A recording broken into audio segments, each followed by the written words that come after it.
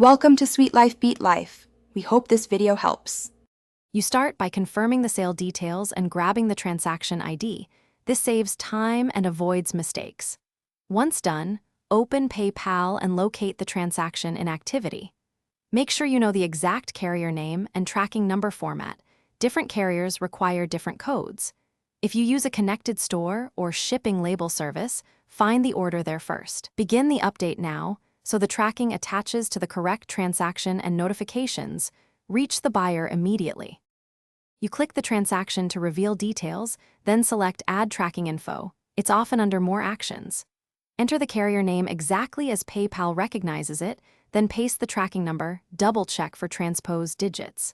Next, choose the shipment date and select whether tracking shows as shipped or in transit. Save the update. PayPal will send the buyer an automatic notification. If you used a shipping label through PayPal, the tracking may auto-populate, so verify before saving. Once saved, verify the tracking link in the transaction and click it to confirm it resolves to the carrier's tracking page. If the number doesn't work, edit the tracking entry or remove and re-add the correct code. PayPal lets you update within the transaction.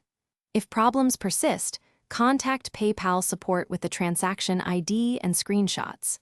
Meanwhile, message the buyer proactively so they know you're resolving it. Clear communication prevents disputes and protects your seller metrics. Thanks for watching. Consider subscribing if we helped you.